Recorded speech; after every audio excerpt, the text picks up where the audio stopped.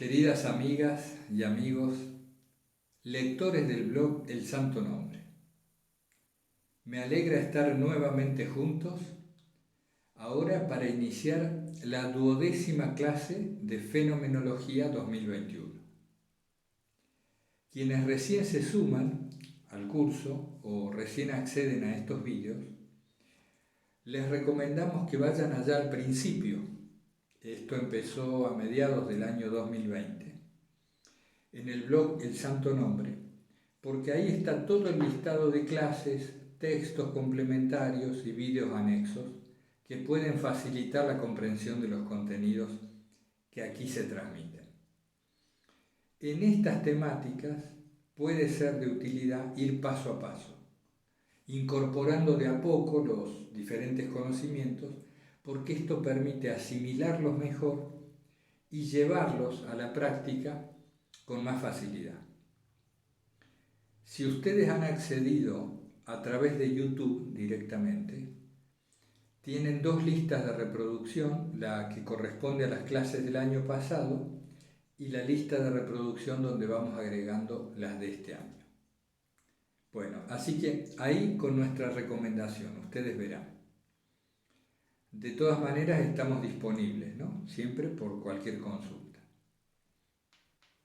Precisamente a raíz del intercambio con ustedes, es que me ha surgido la necesidad de tocar algunos temas, algunos ya vistos, para profundizarlos e incorporar algún otro nuevo que facilite nuestro intercambio y la comprensión mutua.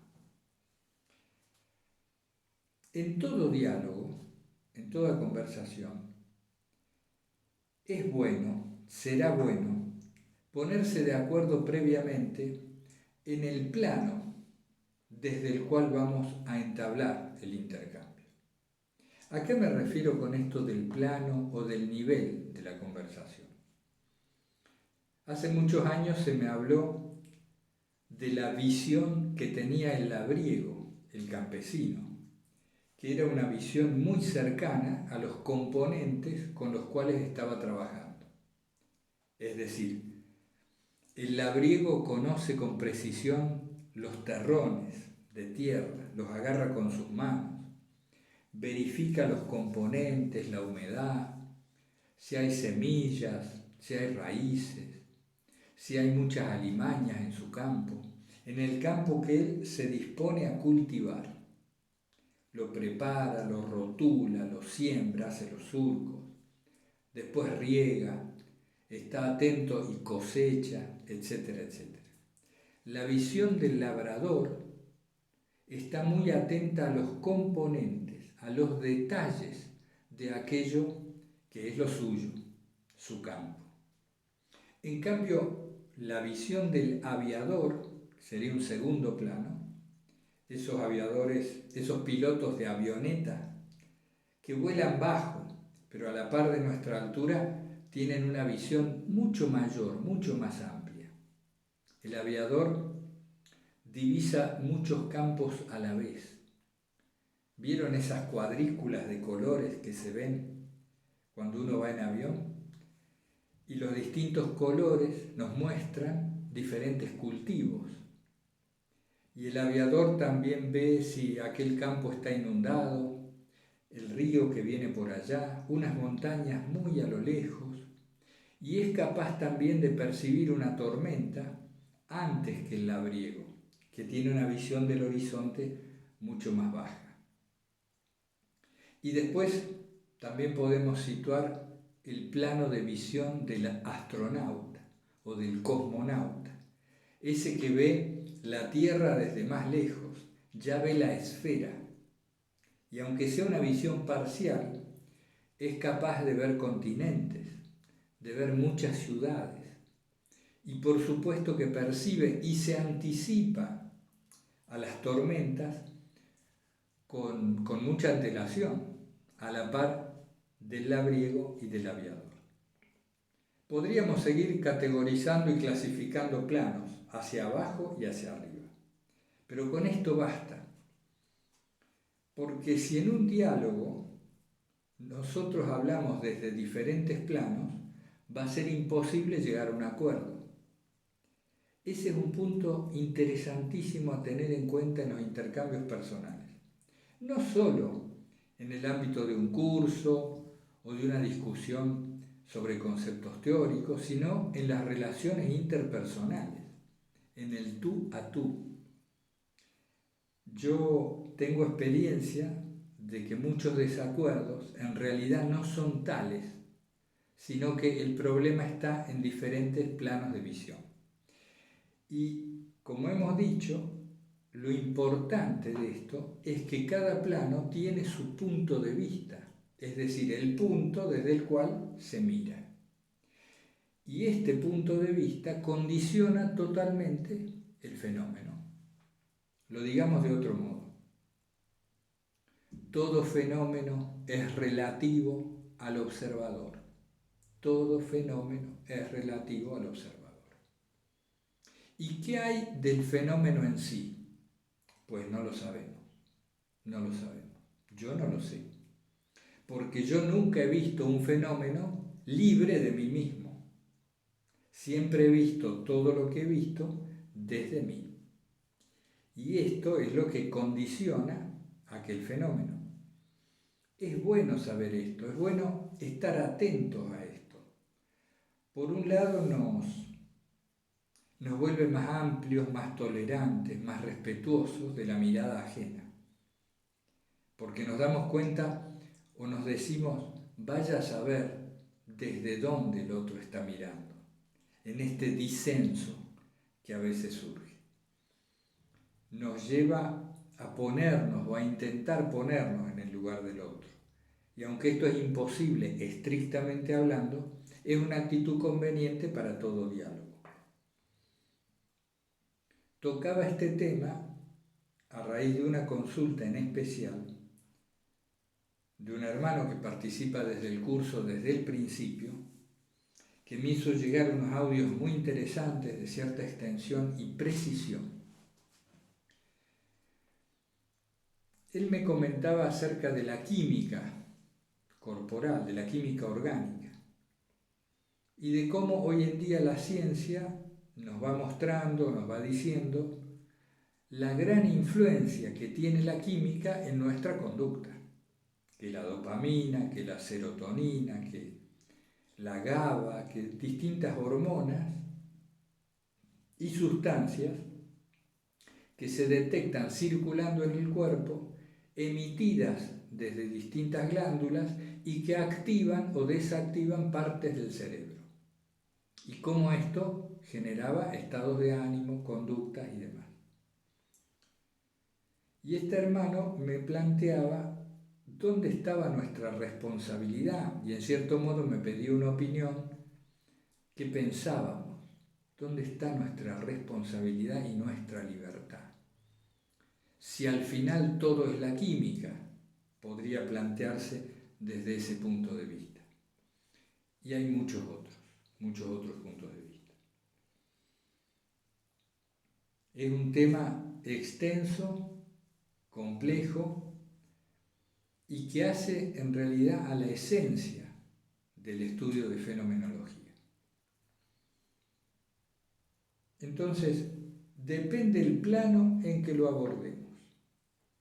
Depende el plano en que lo abordemos. ¿Hay responsabilidad? ¿Hay libertad? ¿Cuál es nuestro margen de libertad? Este tema también es muy recurrente en los comentarios y en las consultas. Yo quisiera empezar respondiendo esto, volviendo al ejemplo, o a un ejemplo similar al que dimos días atrás, creo que era en una clase de filocalía. Yo les comentaba que estaba con mis mascotas, viendo una pelotita de esas con las que ellos juegan, que estábamos los tres muy tranquilos, y de repente una brisa mueve la pelotita, la desplaza unos cuantos centímetros. En ese momento vino el pensamiento de que cuántos factores habrían incidido y se habían coengranado en un mismo instante para que finalmente esta pelotita se moviera. Decíamos entonces que a lo mejor un centro de alta presión a 300 kilómetros y la humedad ambiente de no sé dónde y que otros factores meteorológicos habían producido un viento que finalmente llegaba al patio de mi casa y desplazaba esa pelotita. Lo que yo no desarrollé entonces, cuando dábamos este ejemplo, es lo siguiente. Fíjense ustedes la cantidad de factores, llamémosle provisoriamente causas, la cantidad de causas que se han puesto en marcha desde tiempo inmemorial para que todo lo que está ocurriendo ahora mismo esté sucediendo.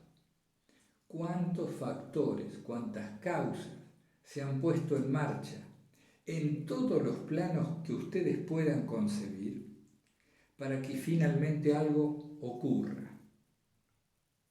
Otra manera de llamar a esto es el designio divino. El designio divino. Otros dirían el destino, lo predeterminado. Nosotros aquí en este ámbito de fenomenología decimos las causas concurrentes. Entonces fíjense, desde el plano de visión según el cual estamos hablando, nos situamos ahora en un plan, llamémosle así, del astronauta o más cósmico, en un plano cósmico, bastante abstracto. Y nosotros nos damos cuenta del principio antrópico, por ejemplo. Nos damos cuenta que existe el planeta, que el planeta está iluminado por el Sol, que tiene sus estaciones que están dadas por la rotación sobre su eje. Advertimos que en el planeta hay innumerables especies vivas de todo tipo, que está el ser humano y que estamos condicionados por un montón de factores ambientales. Nos damos cuenta que hemos nacido en una época, en una cultura, con una familia, con un nivel socioeconómico, que tenemos una biografía de vida, una trayectoria de vida, una genética, como decía este hermano, una química particular de mi cuerpo. Vieron que hay cuerpos más sanguíneos, hay cuerpos más flemáticos, se pueden caracterizar de muchas maneras. Nos damos cuenta de innumerables causas o factores que se han ido acumulando desde vaya a saber cuándo, llamémosle desde el principio. Esto empezó en algún momento o nosotros nos imaginamos que empezó, le llamamos la creación en el ámbito religioso, y se puso en marcha. Ya estaba en la raíz, en el origen de esta puesta en marcha, lo que después se ha ido desencadenando. Ya estaba en el origen. Fíjense, el otro día usábamos otro ejemplo. Si yo agarro estas mesas de billar, el juego del billar, que con un taco le pego a la bola blanca y la bola blanca irrumpe y desarma el dibujo del resto de las bolas, y éstas salen golpeando las paredes de la mesa, los costados, y algunas entran en las esquinas, otras no. Es decir, hay una causa primigenia que en su misma esencia, en su misma motivación, pone en marcha un montón de causas, que después se van ligando, causas y efectos. Y esta ligazón lleva a que se produzcan determinados acontecimientos. Entonces, desde el punto de vista del plano del astronauta o un plano cósmico o más o menos abstracto, nosotros decimos, no hay libertad alguna. No existe la libertad alguna. No existe ninguna libertad. ¿Por qué? Pues porque todo es el resultado de la colisión de estas causas y efectos. Si tú tuvieras otra genética, o hubieras nacido con otra madre, y nunca hubieras ido a ver aquella película, seguramente no harías tal cosa que haces hoy. O hubieras elegido otra profesión. ¿Estamos de acuerdo? No necesariamente nos es agradable ver esto, pero busquemos con verdad y con honestidad interna si esto no nos resulta cierto, es decir, si no nos da encaje, si no nos parece verdad lo que estamos diciendo. Que ha habido innumerables factores que han llevado a que hagamos lo que hacemos, a que tengamos la profesión que tenemos, a que vivamos con quien vivimos, a que profesemos los valores que profesamos o que sostenemos y todo lo demás. Esto parece verdadero. Más aún cuando en fenomenología empezamos a comprender cómo se desarrollan ciertos automatismos y mecanismos de conducta. Cuando nosotros vemos que todo es una reacción a una acción previa y que estas reacciones están totalmente condicionadas por nuestro material biográfico, por nuestra vida entera, nos quedamos sorprendidos. Y en principio, siempre insisto con esto, en principio desalentados. Pero créanme que esto no es así, no tiene por qué ser así, si no, ni me dedicaría a este tema. A mí no me gusta andar desalentado por la vida, para nada. Si me dedico a este tema es porque en el fondo me ha dado alegría y una sensación, fíjense qué paradoja, sensación de libertad, de empezar a encontrar el gustito de una libertad de otra índole. No me quiero desviar, vamos poco a poco. Entonces, respondiéndole a este querido hermano que hacía la consulta, en cierto modo, desde el plano desde el cual lo estamos hablando, no hay responsabilidad individual alguna, no hay culpa, no hay pecado, tema que ya veníamos tratando muy de costadito en algunas clases el año pasado. No hay pecado. ¿Por qué? Porque para que haya pecado tiene que haber responsabilidad. Tengo que darme cuenta y ser capaz de actuar por mí mismo, independiente de cualquier causa. Porque si son las causas las que me mueven, ¿dónde está la responsabilidad? Es decir, si yo soy una bola en la mesa de billar y a mí me impacta otra bola, yo no puedo hacerme responsable de ir a dar en aquella esquina y rebotar con el otro costado y pegarle a otra bola, ¿verdad? Es decir, empiezo a reconocer mi vida como efecto de innumerables causas, inabarcables por mi mente. Pero esto es en un plano. Cuando bajamos el plano de conversación y nos situamos, por así decir, no observando desde arriba, sino observando desde aquí, cuando observo desde aquí, pareciera yo tener responsabilidad y pareciera que elijo y tengo sensaciones que me hacen sentir que elijo, me hacen creer que elijo. Vamos a hacer una interrupción acá y seguimos.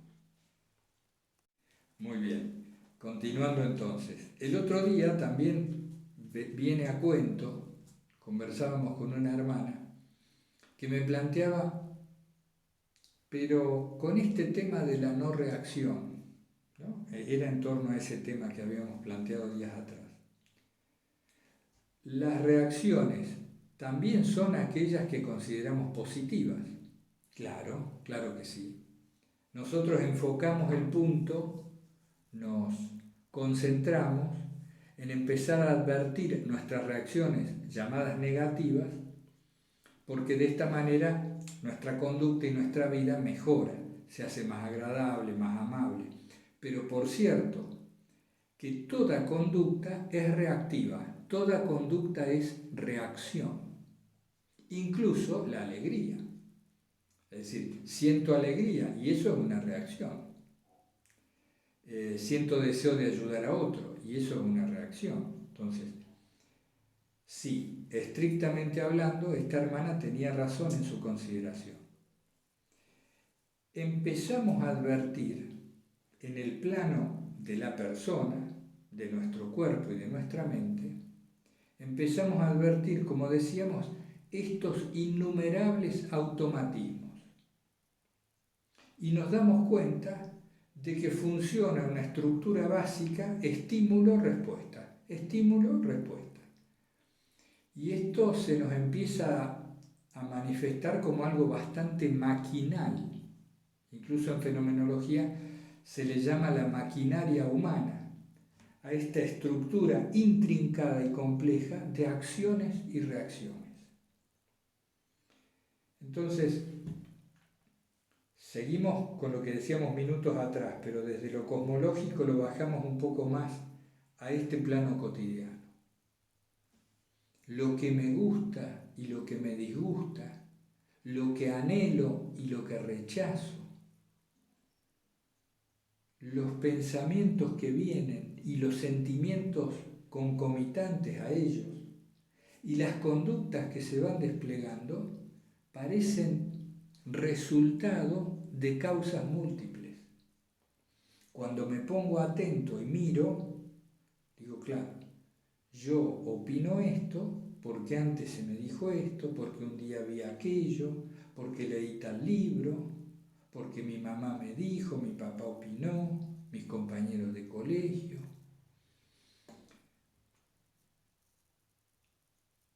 Yo les cuento una anécdota que a mí me impactó mucho.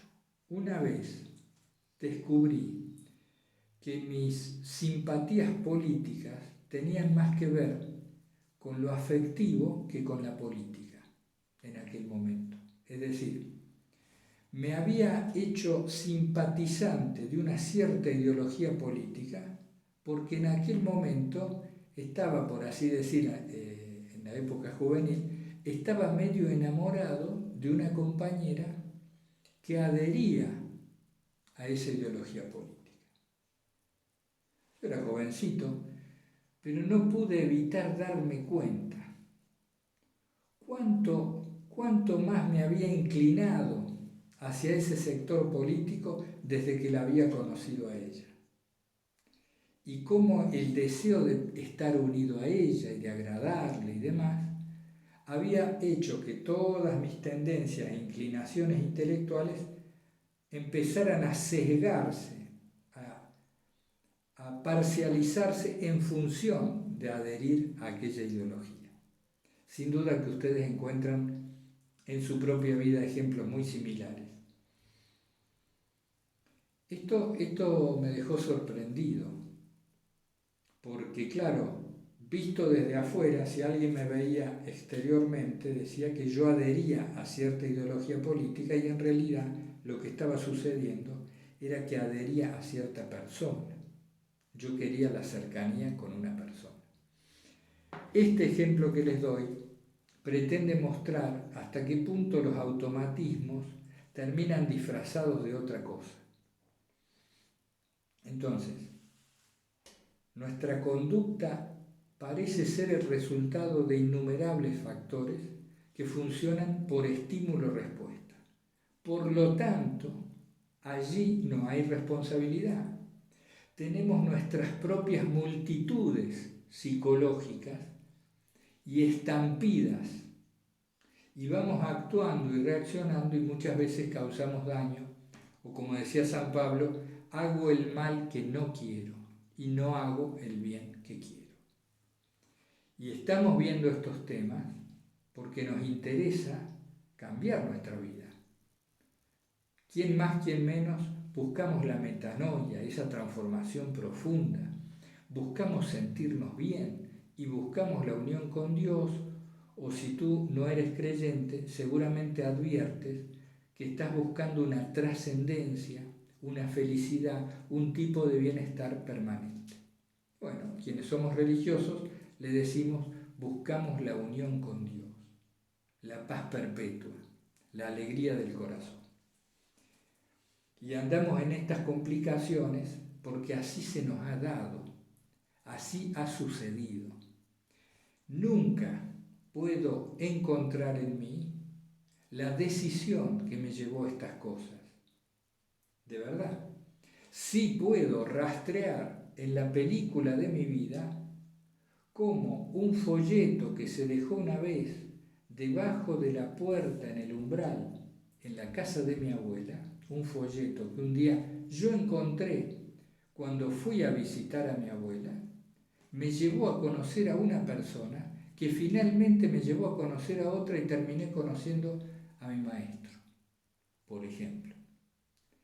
Por dar un ejemplo personal muy claro para mí de causas y efectos que se van encadenando, se van asociando. Entonces, si nosotros empezamos a tomar conciencia del encadenamiento de acciones y reacciones, de causas y efectos, de estímulos-respuesta, empezamos a darnos cuenta de que no somos libres. Pero es precisamente en este darnos cuenta cuando empezamos, aunque sea de lejos, a percibir un aroma a libertad. Porque me doy cuenta de lo que está ocurriendo. Empiezo a ver los mecanismos. ¿Y esto qué implica? Que estoy separado de ellos, de esos mecanismos. Es decir, yo observo esto, por lo tanto yo no soy esto. ¿Por qué? Pues porque lo estoy observando. Y aquí llegamos a un tema de muchas discusiones, pero que es importantísimo para nuestra libertad. Resulta que yo permanentemente estoy observando a mi cuerpo, permanentemente hablo de sentí en el cuerpo. Mi cuerpo, mediante la observación, se transforma en un objeto de percepción. Mi cuerpo pasa a ser como la lapicera. Pues ¿por qué? Porque lo muevo, porque lo observo, porque lo manipulo, lo puedo alterar químicamente tomando algo, me pueden quitar una parte de él, me pueden operar. Y por más que estoy identificado desde que tengo memoria y se me ha dicho que yo soy este cuerpo, advierto que cada vez lo veo más como algo que no soy yo. El cuerpo va cambiando permanentemente, pero el que lo mira es el mismo. El cuerpo cambia, pero yo parece que no. Cuando digo yo, hablo de este darse cuenta, de esta conciencia, de esta atención que lo mira envejecer, lo mira modificarse, siente los dolores. Y sucede también que empiezo a ser consciente de los mecanismos mentales. Me empiezo a dar cuenta que los pensamientos vienen y después se van. Y que los pensamientos tienen una íntima relación con las emociones. Y que las emociones vienen y después se van. Pero resulta que yo estoy viendo todo eso. Por lo tanto, eso que veo no soy yo. Y más aún, no soy yo porque veo que se manejan y se mueven independientemente de mi aparente intención. Por ejemplo, no quiero que el cuerpo envejezca, sin embargo, envejece igual. No quiero pensar en aquello, no quiero recordar esto otro, y sin embargo, vienen esos pensamientos. Y aunque después se vayan, vienen cuando quieren y se van cuando quieren.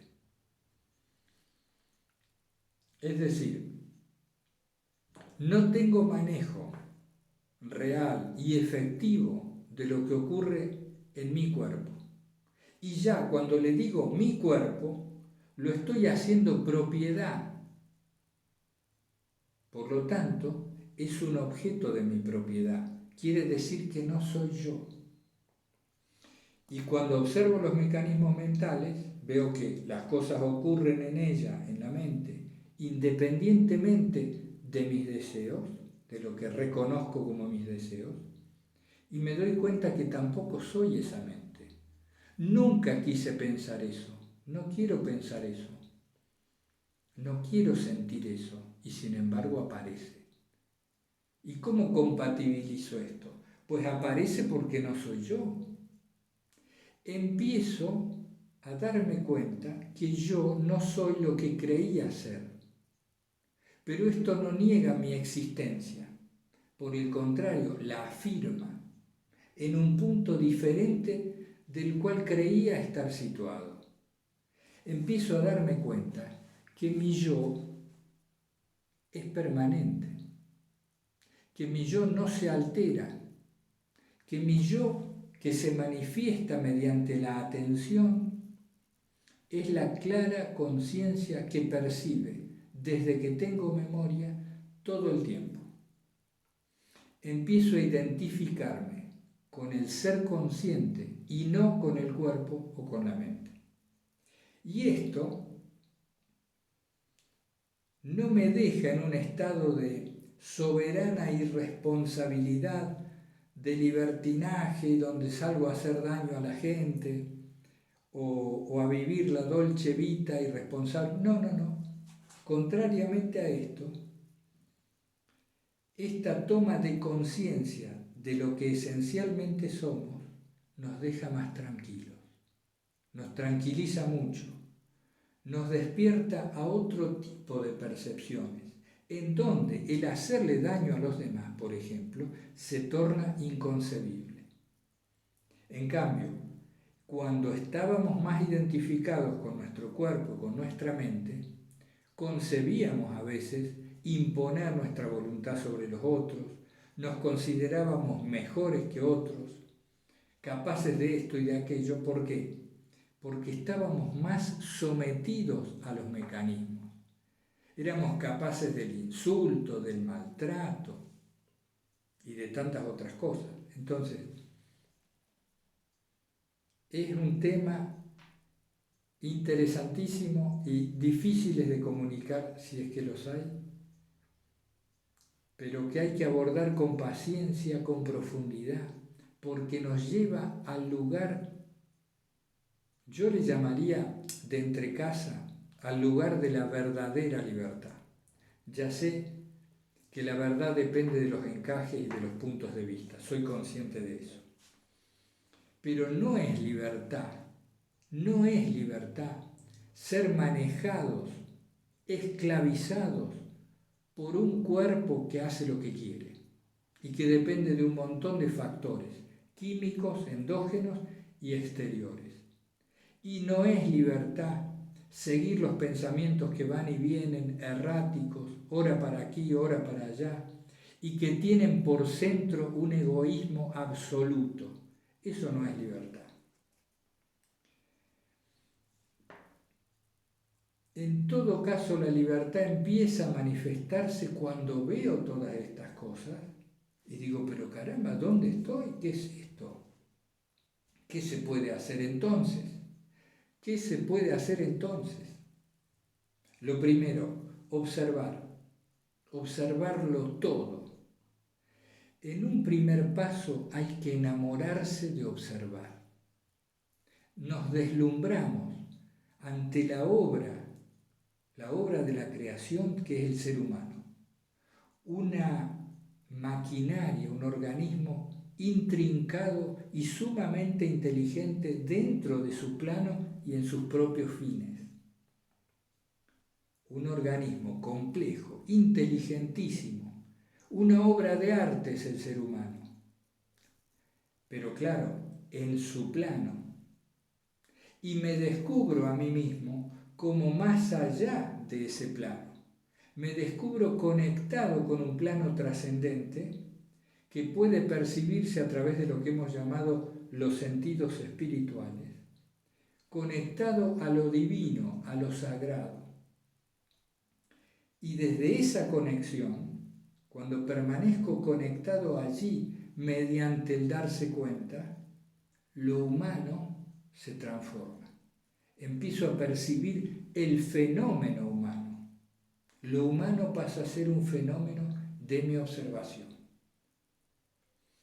Y este nuevo yo, que ya no reconozco enteramente como cuerpo y mente, sino como un yo, diríamos, espiritual, de naturaleza de la conciencia espiritual, este nuevo yo se siente separado de esta maquinaria, pero a la vez la ama, la respeta y la bien trata en sí y en los demás. Vamos a revisar notas para no complicarnos mucho y seguimos. Muy bien, vamos yendo ya hacia el final de este vídeo.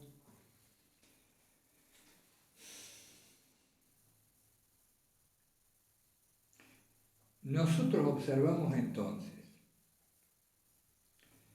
que hay un tremendo cúmulo de acontecimientos que vienen desde tiempo inmemorial, sucediéndose unos a otros a la manera de causas y efectos, y estos efectos se transforman en causas que generan otros efectos y demás. Que todo esto pareciera tener una dirección, un origen, y que ya en ese origen estaba la semilla de todo lo que después acontece. Nos damos cuenta que en esta multiplicidad de causas y efectos, todo está, en cierto modo, ya determinado. Nos damos cuenta. ¿Por qué? Usemos el ejemplo del fútbol. Se decreta un penal, hay que patear un penal. Está el jugador, la pelota, el arquero y el arco. Entonces viene el jugador, patea la pelota y ésta empieza su vuelo hacia el arco y está en el aire. Detengamos la cámara un momento. Hagamos ese detenimiento de la película. El jugador ya pateó y está expectante. Nada que hacer. El arquero ya se tiró, está en el aire, pero la pelota aún no llegó. Sin embargo, este observador que detuvo la película puede sacar la conclusión siguiente: el gol ya se produjo o ya se erró el tiro. La pelota está en el aire. Cuando nosotros vivimos estas cuestiones desde el plano del jugador que patea o del arquero que se lanzó a atajar, o incluso si pudiéramos vivir la situación siendo la pelota, nosotros tendríamos otra impresión, otra sensación. Nos encontraríamos en un espacio-tiempo en el cual no sabemos lo que va a ocurrir. Pero este otro observador percibe, aunque no sepa el resultado, percibe que ya está decidido el resultado. ¿Por qué? Porque la pelota está en el aire. Quiero decir, el universo o Dios, para quienes somos religiosos, ya pateó la pelota. Ha pateado innumerables factores que se están desarrollando y que ya están consumados, aunque nosotros aún no nos demos cuenta de ello. Porque nosotros estamos en el plano del que patea, no en el plano más elevado. Esta cuestión del tiempo y del espacio, que nos complica tanto, lo hemos dicho en alguna clase, es uno de los modos en que el cuerpo y la mente perciben lo que ocurre. Pareciera ser que el tiempo es el modo en que la mente organiza un cúmulo de experiencias que no logra clasificar o categorizar, sino la ordenara de manera secuencial. Si la mente no agarrara las experiencias las conceptualizara y las pusiera en una secuencia, esto es, en un tiempo, no podría manejarse, no podría orientarse en este cúmulo de experiencias. Y el espacio viene a ser esto mismo a nivel del cuerpo. Lo dejamos pendiente para otra vez, yo sé que les va a interesar el tema, profundizarlo. Pero ya es mucha complicación, vamos de a poquito con esto que tratamos hoy. Si ustedes se sitúan en la cumbre de una montaña, van a ver allá abajo a un grupo de andinistas, de alpinistas, que empezó a subir el sendero. Y ven también a este otro costado, en otra de las caras de las laderas de la montaña, ven que en la ruta que ellos han tomado se interpone una tremenda piedra, está bloqueadísimo el camino, no hay forma de que esos andinistas, siguiendo ese sendero, lleguen a la cumbre. No hay manera. ¿Quién lo ve? Ustedes, que están en la cumbre de la montaña. En cierto modo, ustedes están adelantados en el tiempo, es un modo de decir, porque advierten algo que va a ocurrir. Va a ocurrir. Ellos van a seguir por ese sendero y van a topar con el obstáculo y se van a tener que volver. Muchas veces uno no lo puede advertir, no puede advertir a los demás, porque uno está muy lejos, supónganse, en este ejemplo. Pero queríamos destacar que hay cosas, que las cosas están determinadas de antemano por el designio divino, en mi creencia particular, o por los aconteceres universales desde otro punto de vista, y que esto es inalterable. ¿Por qué? Porque la pelota ya se pateó. No puedo cambiar la trayectoria de la pelota. Pero esta impotencia es propia del cuerpo y de la mente, no es propia de lo espiritual. Aquí viene el margen de libertad, la esperanza y la alegría resultante de estas comprensiones. La esclavitud y lo predeterminado es propio del terreno del cuerpo y de la mente, es decir, de las cosas, de los objetos materiales. En el campo de lo espiritual suceden otras cuestiones. Hay otras leyes, otros fenómenos, por así decir. Lo dejo planteado solamente al tema. Y en el campo de la persona, en el campo de la persona individual, cuando nosotros empezamos a darnos cuenta de que la mente actúa por sí misma, de que las sensaciones surgen de este actuar de la mente, de que el cuerpo tiene su química y va actuando y demás, nos damos cuenta no solo que no hay responsabilidad en ello, sino que tampoco hay un quién, no hay una identidad individual allí. Si existimos, es desde lo espiritual y no desde eso material enraizado en una serie de complejos mecanismos. Sé que no me estoy explicando bien, lo sé. Vamos por parte, hacemos lo que podemos.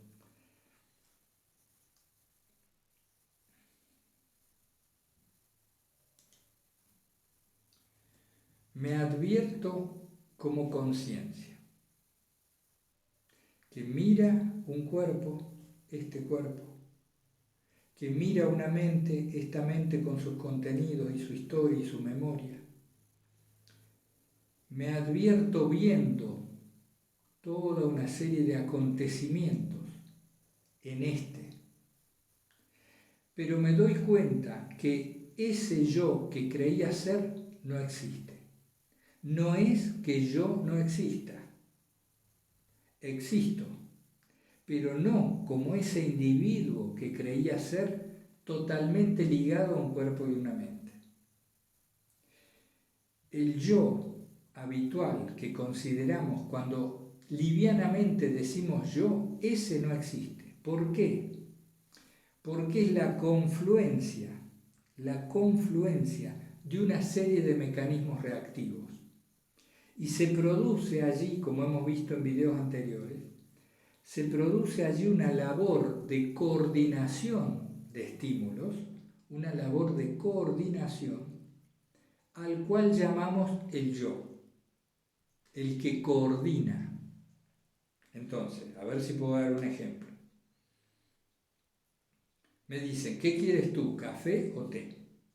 Entonces, ese es un estímulo. Y aparece en el interior de la mente recuerdos varios que arrojan un balance. Dice, mira, tomaste 3 veces té, 5 veces café, a ti te gusta más el café, recuerda.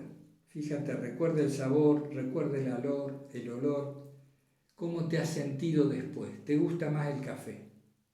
Esto se produce instantáneamente, a gran velocidad en la mente, y es un ejemplo muy burdo, muy simple. Entonces, viene a suceder que digo, quiero café. Si estoy ubicado en una posición ingenua, de no advertencia, digo, yo decidí que quiero café. Desde un plano un tanto más atento, más abstracto, decimos no, se produjo la decisión de que tomes café. ¿Lo ven? Se produjo. ¿Por qué? Por esta interacción entre causas y efectos, muy radicada en la memoria, en la propia biografía y también en la química. A lo mejor te estabas sintiendo ya decaído y el cuerpo dice, claro, el café me va a estimular, me va a venir bien. Entonces advertimos que todo lo que acontece forma parte de una inapresable cadena de acontecimientos, de un designio, de una predeterminación que está lanzada desde su origen, desde el principio de la creación, y detectamos que esto mismo que es válido para el universo, rige también para el cuerpo y la mente. Están predeterminados.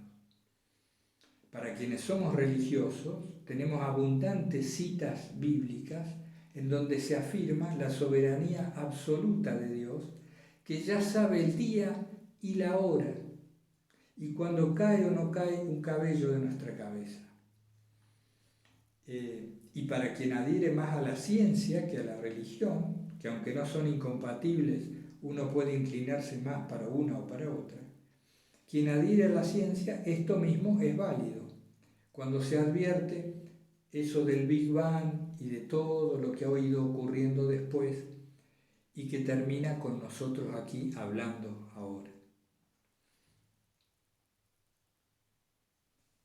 Todo está ocurriendo previamente determinado. O, dicho de otro modo, hay un montón de acontecimientos que ocurren independientemente de cualquier voluntad personal. A la vez, todo lo que ocurre aquí es un suceder, ya químico, ya orgánico, ya mental, pensamientos, interacciones varias, automatismos y mecanicidades. Y todo ocurre también, en cierto modo, predeterminadamente. ¿Y entonces qué? Entonces yo aquí me doy cuenta de esto y advierto que soy cualquier otra cosa menos eso que observo. Soy cualquier otro tipo de entidad, pero eso que observo no. ¿Y quién soy? No lo sé. No lo sé. Por ahora no lo sé. Pero me descubro de naturaleza espiritual, de la naturaleza del ser consciente, de algo que no radica acá y que no parece estar localizado en ningún punto del espacio-tiempo. Y esa no localización nos sitúa en un plano más impersonal, del cual pareciera fluir algo que habitualmente le llamamos lo sagrado. Eso sagrado parece teñir y contaminar, por así decir, la mirada de este que es cuerpo y mente. Y este que es cuerpo y mente se siente transformado y transfigurado por ese otro que es pura conciencia y que permanece conectado a algo muy trascendente que no puede conceptualizar, pero que parece darle sentido a la vida. Complicado, ¿no? Bueno, tomemos este video como el inicio de una serie de abordajes a partir de ahora en fenomenología. Por ejemplo, para darles una idea de a dónde vamos a ir profundizando esto y dándonos cuenta de fenómenos tales, por ejemplo, el fenómeno de la depresión, que también formaba parte de la consulta de este hermano. A ver que no me quiero ir de hora, tengo una entrevista. El fenómeno de la depresión, por ejemplo, tan recurrente, tan habitual hoy en día.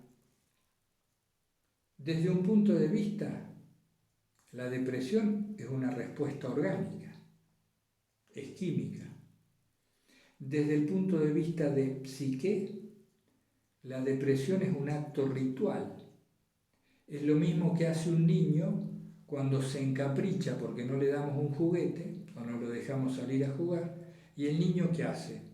Se pone serio, adopta una actitud de tristeza y nos ignora. Bien, eso por ejemplo es la depresión desde el punto de vista fenomenológico en el psiquismo.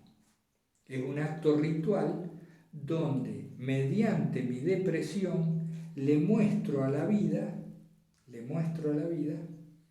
que estoy desconforme con lo que me estás dando, ¿no? El niño le muestra a su padre disconformidad mediante esa conducta y la depresión es la respuesta del cuerpo y de la mente a la vida cuando está desconforme con lo que ésta le va brindando. Doy este ejemplo porque venía también en el comentario del hermano y porque nos sirve para ver la índole de la continuidad de estos vídeos. Así como en fenomenología, a partir de la clase 52 yo les hice un videíto donde les comenté lo que me estaba sucediendo en Filocalía. Y la clase 52 en adelante las estamos aterrizando y tratando de verlas desde un punto de vista más práctico, que nos sirva más. Creo que a partir de hoy estamos intentando eso mismo aquí en fenomenología. Ya lo veníamos probando con la no reacción y con los 2 videos anteriores, pero ahora vamos a hacerlo lo más crudo y claro posible. Lo más crudo y claro posible. Es mi pretensión de que esto nos lleve a una mejor situación interior y no a un desaliento. Yo les pido encarecidamente que si alguno de los que viene siguiendo estos videos se siente desalentado por nuestras afirmaciones, las discuta porque eso enriquece o nos lo cuente para que podamos detectar de dónde viene el desaliento. Porque puedo asegurarles que todo lo que he vivido y vivo a través de la fenomenología y de Filocalía no nos dejan en una tristeza, sino por el contrario, en una más clara conciencia de la libertad que somos como seres espirituales. Bueno, como siempre, les mando un abrazo fraterno, invocando el santo nombre del Señor Jesús. Hasta pronto.